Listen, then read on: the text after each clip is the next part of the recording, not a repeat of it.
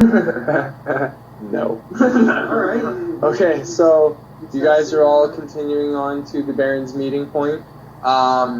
So the gem that Elitheras had that was leading everyone to where it needed to go is pulling you in an easterly direction. And you continue traveling, and it takes you the better part of the day. The sun is actually on its way down. When you leave the forest, finally emerge from the trees, and you're greeted by the sunset over rolling hills, and just off, basically down a little bit of a hill and starting to go back up again, you actually see the Baron's castle there, and it is a lot bigger than you probably would have guessed. Most of the times that you have seen it so far, you didn't actually have a chance to take in the full view because it's usually right fucking there. The wall shows up beside us. So this is the first time you guys have seen from a distance, and it is massive. It is honestly probably it juts upwards into the air, probably a good 400 to 500 feet. Well, considering its footprint, it has shows up in towers that are coming off, but it's strange because it actually has like areas where it looks like there's towers, but instead of going up, they're actually going down, and then there's towers that are also going up, and it's just, it almost hurts to look at. It is so mishmash all over the place. every section of it is different. Wait, what's that castle look like? I wonder what the bottom of that castle looks like. Probably disgusting. Their own version of reality. Yeah, They connect, but they're all different. Where are you going? Sit on the mirror. Let's move it.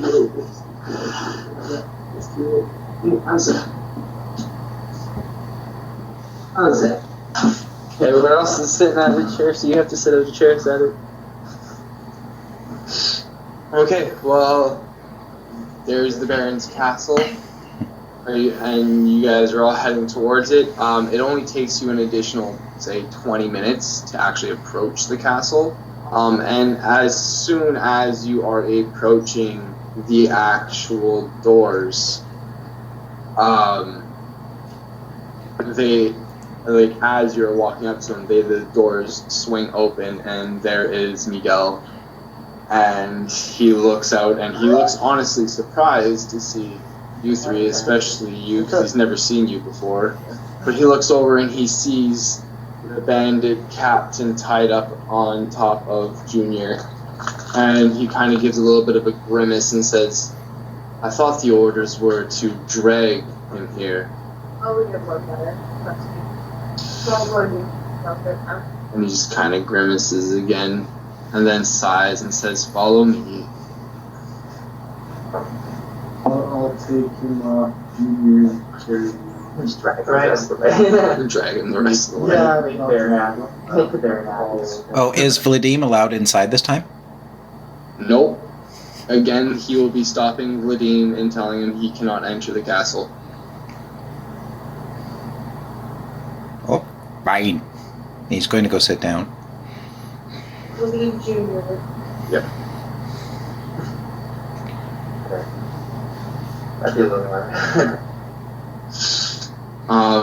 So you all enter into the Baron's castle and follow Miguel through a series of hallways until you reach a door.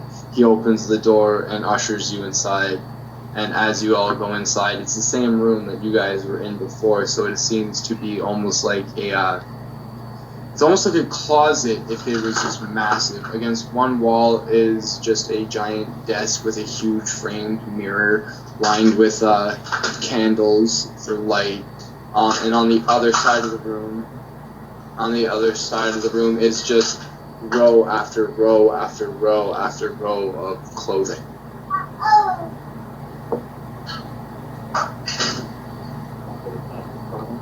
Some of it, yes.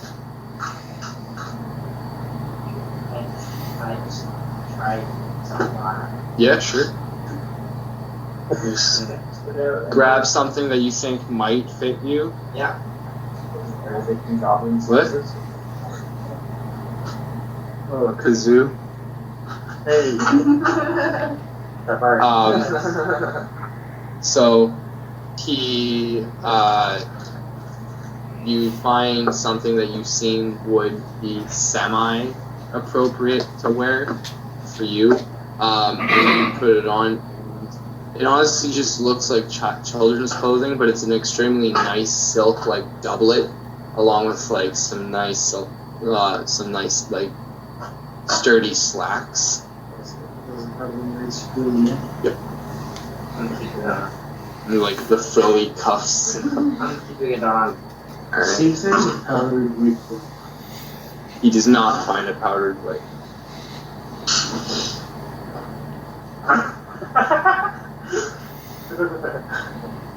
It's okay. The last time we were in here, Elitheras pilfered his clothes. I think she took like 2 dresses for herself and then grabbed some clothes for Junior and Vladine. Can we find 66 a nice His scarf. Victorian style dress? You what? Can we find 66 a nice Victorian style dress? You do not find a Victorian style dress in his size. What about here?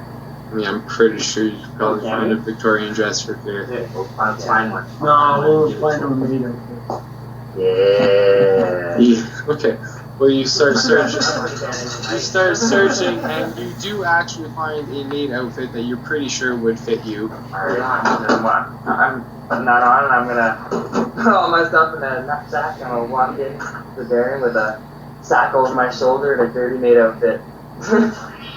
That's exactly what Baron's gonna sound like. And it pretty much as if on cue, at that moment, the Baron walks in. And that's my cue. Yes. So then the Baron struts in. You see that His hair is still famously pink. This is the first time I've seen this stuff. Mm-hmm. Yes, but I'm working on trying to distract people from that, darling, and I've put on something that should be very suitable for the occasion. So you'll find that the Baron is strutting out, wearing what could only be described as a very bright pink set of leather suspenders studded with metal, to which is affixed what couldn't actually be described as a skirt unless you thought of it as a very long skirt. That seems to be a mixture of garish colors of plaid all splashed together. Beautiful. And as he walks in, he'll look over at, who was it, 626 that dressed up? No, 626 is in like a silk doublet and nice trousers, but no, Fear dressed up in the female maid outfit. That's for the Baron. You know, the one that the Baron has slept with before. Yes. That. Well, he'll be looking around and he'll stop and look at 626 and say, "Oh, darling, it's not bad, but you can do better." And then he'll look over at Fear and say, hello, handsome." I've been waiting for you. Wonderful. And I assume you're all here because you've completed that tiny little thing that I asked you to do, I'll slide him across the floor to Baron's feet. Slide him.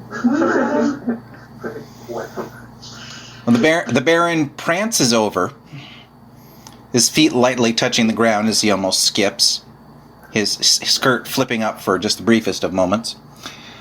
And then he'll bend over and then he'll stand up and clap his hands. Well, you most definitely delivered. Although, I'm not seeing very many dust marks on him. I don't think that he was dragged very far, He's been tossed a couple times instead. He was thrown over the wall about 100 yards. Well, I suppose that'll have to do. I only wish I'd been there to see it myself, personally. Oh. And then he looks over at the cleric, and you can see him actually trying to force a smile. And he says, hello, Elizabeth. Close enough. Just don't try. It's painful. Just don't try. Yeah. Thank you, darling. Well then, to the matter at hand, I suppose you require some remuneration for your efforts. I can arrange to have Miguel set up something for you. Miguel? Miguel enters the room. Do be a dear and get the mahogany chest, but not the mahogany one, not the one with the toys. Get the other one, and if you could drag that out to the front for all guests, they can collect it on the way out. But I need to speak with them first. He kind of sighs slightly, and then puts his hand to his chest, bows slightly, and says, "Of course," and disappears from the room again. Oh, Miguel. And he looks over at everyone else. You know he's just upset because I'm not allowing him to get into the toys. But that's all right. Maybe later, if he's good. Or very naughty. One of the two. Well then, I believe that there was more than just a body to produce. Did you have something else for me? I'm gonna fucking point right at his ass. Well, no, he's actually talking about the recipe for the formula. So you guys have the recipe, the formula, and the blueprints to make the labs. Let's hand all that over to you. No, I don't want to hand it all over yet. Because we delivered a little extra. We were only expecting for the recipe. It's fine. Alive. Which you are delivering. And he looks over the sheaf of notes and smiles brightly and looks at you and says, "Oh yes, you've definitely done a wonderful job this time. I'll have to make sure that you get a bonus. Actually, that reminds me." And then he looks over at the cleric and points at her and says, "It's not Elizabeth, is it?" What? It's not Elizabeth. It's a Libby's name. That's the name, right? Yeah, whatever. I actually have to speak with you about something. The rest of you may go. Miguel? Then Miguel appears again. Miguel, I also want to make sure that you provide our guests with a lovely little bonus, but not the ones that go in people. And again, he kind of sighs slightly, hand to the chest, and says, "Of course." And he opens the door and motions everyone to follow him. And make sure that it's glittery and possibly even magical.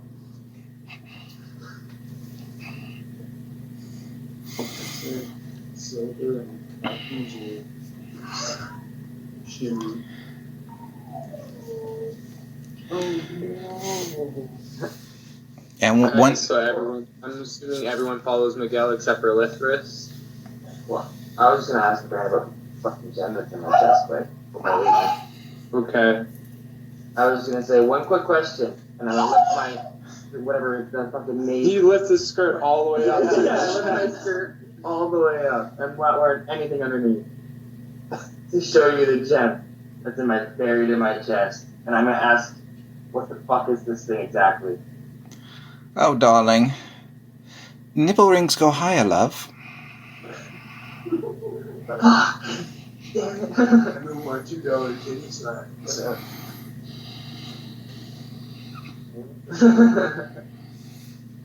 No, but for real. Fuck it, this in the chest.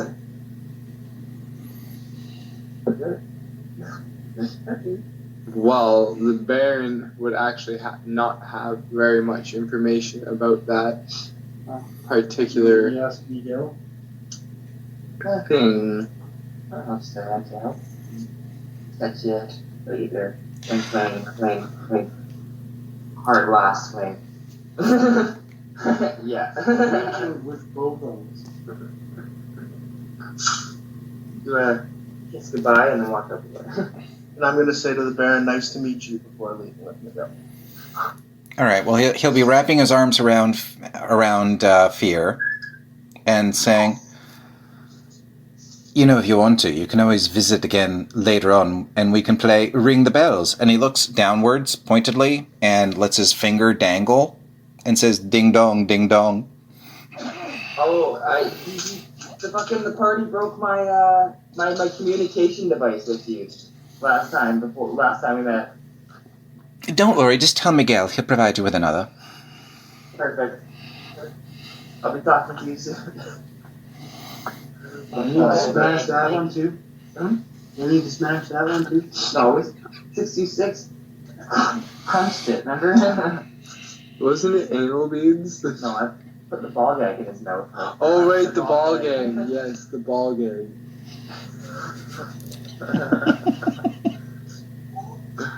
Yes. Hopefully it's not a strap in It's a butt plug. It's a butt plug that allows you to communicate. That grave seed in my anus. You understand? Alright, so the entire party leaves except for Elitheras. So then the Baron sort of looks at you and then folds his hands over his chest, and then he puts them on his hips, and he goes to fold them again. He starts tapping his foot. He kind of looks off to the side. And then he just throws his arms up in the air and starts walking towards you. And he gets to within just a few feet of you before he stops. And he leans in a bit, and he says, "Listen, just here." And he's going to reach into a pocket that he has cunningly sewn into his, skirt, shall we say. And he's going to be taking out a small bottle that seems to be filled with a light blue liquid and handing it to you. Just...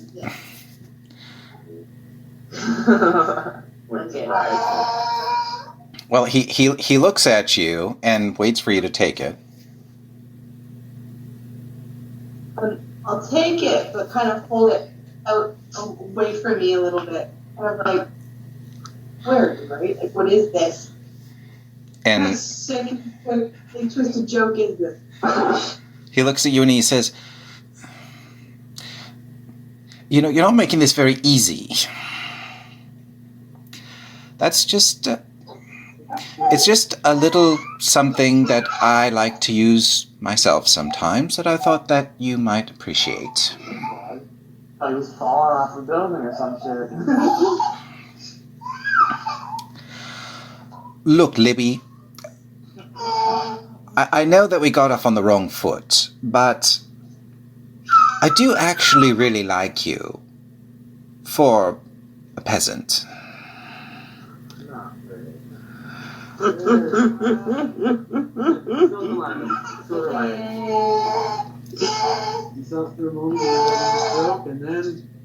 And I just thought, well,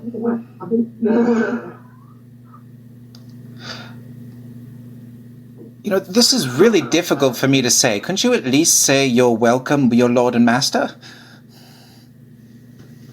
Do you want me to say you're welcome? Oh, yes, you did. Thank you. And he hugs you. Oh, okay. You know what? I'm just gonna keep going. You know how to get a hold of us. You know, Fear's back in the group. You know, Then Whatever. You know, that might be for the best. You've made this very awkward, but it was nice seeing you. I'm sure we'll see you again soon, Libby. yeah. Fine. And with that, Elitheras walks out of the room.